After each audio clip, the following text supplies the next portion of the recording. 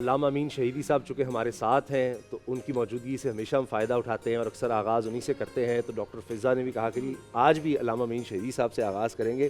رزق حلال کی برکت اور فضیلت، کیونکہ دونوں چیزیں ہم ساتھ چلتے ہیں نا. کچھ جو رزق حرام کما رہا ہے اس کا بھی ہم جس طرح سے پہلے کیا گناہ گار ہے، کیا کیا اس پر پھر عذاب آ سکتے ہیں، لیکن اس کی فضیلت اور برکت کتنی ہے حلال رزق کی.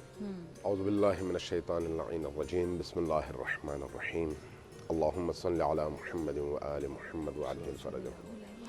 آج کا آپ کا یہ ٹاپک جو ہے انتہائی اہم ہے، یعنی بلا مبالغہ بہت ہی اہم ہے، چونکہ اسی پر آپ کے مسلمان اسلامی اور ایمانی معاشرے کی بہبود اور ان کی نشو و نما یا ان کی تباہی اسی جملے میں اور اسی موضوع میں مضمر ہے. رزق حلال اور رزق حرام ایک دوسرے کے مقابل ہیں.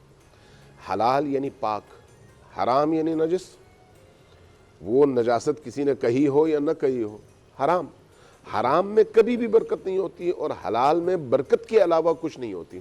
سبحان اللہ. آپ یہ دیکھیں، کتا حرام ہے، بکری حلال ہے. ڈیلی آپ اگر اپنے شہر میں نکلیں تو لاکھوں بکریاں کاٹی جاتی ہیں، اور لوگ بکرا کھاتے ہیں، بکری کو ذبح کرتے ہیں. قربانی میں لاکھوں کی تعداد میں بکریاں پالتے ہیں اور ذبح کرتے ہیں، قربانی دیتے ہیں. بکری سال میں کتنی دفعہ بچے دیتی ہے؟ زیادہ سے زیادہ 2 دفعہ 6 مہینے میں، اور زیادہ سے زیادہ 2 بچے.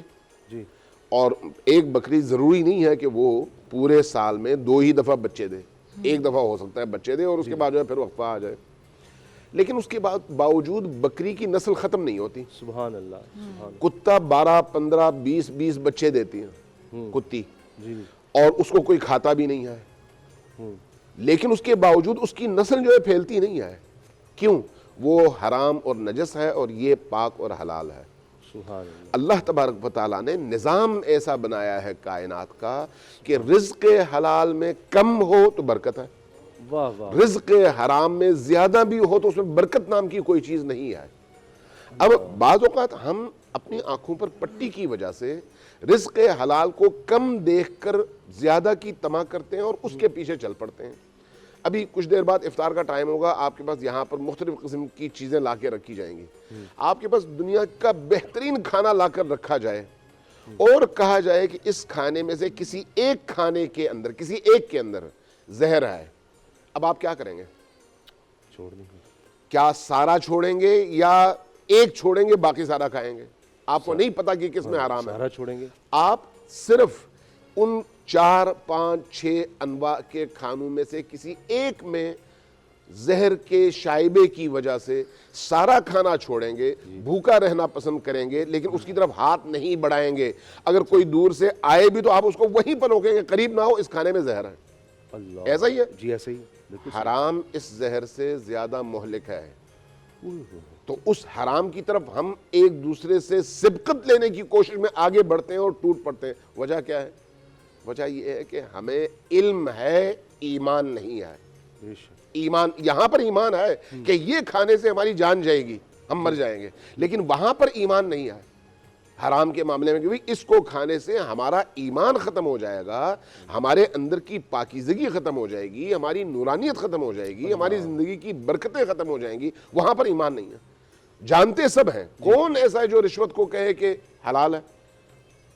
اوپر سے لے کر نیچے تک، ریڑی بان سے لے کر جو کیلے کم دیتا ہے، آم کم تولتا ہے، خراب اس میں ملاتا ہے، اس سے لے کر وہ سب سے بڑے سرمایہ دار تک جو عام لوگوں کا خون نچوڑتا ہے، کوئی بھی ایک بندہ آپ ڈھونڈ نہیں سکتے جو کہے کہ کرپشن حلال ہے.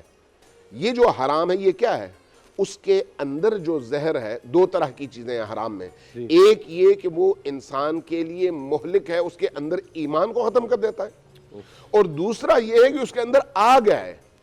آگ آپ ایٹم بم کہتے ہیں نا، ایک ذرہ ہے نا، اس ذرے سے آپ پورے شہر کو تباہ کر دیتے ہیں. ایسا ہی ہے. یعنی وہ جو طاقت ہے اس ذرے کے اندر چھپی ہوئی ہے.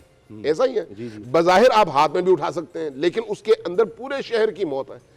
اس حرام لقمے میں اسی طرح سے آگ کا ایک سمندر ہے. وہ اگر کھل جائے تو آپ کے پورے پورے شہروں کو، پوری پوری نسلوں کو تباہ اور برباد کر دیتی ہے۔ اللہ، نسلوں تک بالکل، اس لیے حرام جب کوئی شخص کھاتا ہے، اس حرام سے جب اس کا گوشت پلتا ہے تو اس کی توبہ قبول نہیں ہوتی۔ اس حرام سے جب اس کے اندر نشو و نما پیدا ہوتی ہے تو وہ کبھی سعادت کے رستے پر قدم نہیں رکھ سکتا۔ اس حرام سے جب اس کو طاقت ملتی ہے، اس طاقت اور توانائی کے نتیجے میں جب اس کا بچہ پیدا ہوتا ہے تو وہ اگرچہ نطفے کے لحاظ سے حرامی نہیں ہے لیکن روزی کے لحاظ سے حرامی ہے، اس لیے کہ وہ حرام سے پیدا ہوا ہے، حرام لقمے سے۔ اب جو بچہ حرام کے لقمے کے کھانے کے بعد پیدا ہو، اس سے آپ خیر کی توقع رکھتے ہیں؟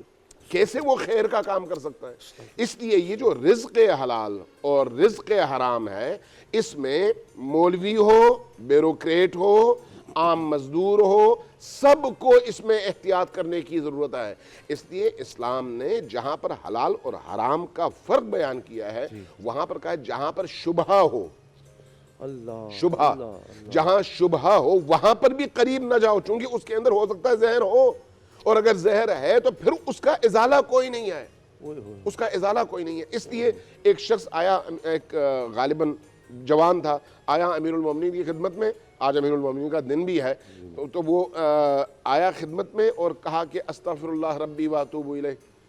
تو اس نے جیسے ہی آپ نے اس کا چہرہ دیکھا تو کہا سکلت کا امک، تمہاری ماں تم پر روئے، یہ تم نے کیا کہا؟ کہا کہ مولا میں نے استغفار کیا۔ کہا استغفار ایسے کرتے ہیں؟ کہا استغفار سے پہلے جاؤ، جتنا تم نے حرام کھایا ہے وہ واپس کرو ان لوگوں کو جن کا تم نے لیا ہے، اس سے پہلے استغفار کا کوئی مطلب نہیں ہے۔ جتنی نشو نما تمہارے جسم میں ہوئی ہے اس کو روزہ رکھ کر اور بھوک سے پگھلاؤ، اس سے پہلے تمہارا استغفار نہیں ہے۔ پہلے اپنے وجود کو اس حرام کے اثرات سے پاک کرو، اس کے بعد جا کر اللہ کی بارگاہ میں استغفار کرو۔ پہلے جس کا حق تم نے مارا ہے اور حرام کھایا ہے اس کا حق واپس دو، اس کے بعد جا کر استغفار کرو، تب خدا تمہیں معاف کرے گا۔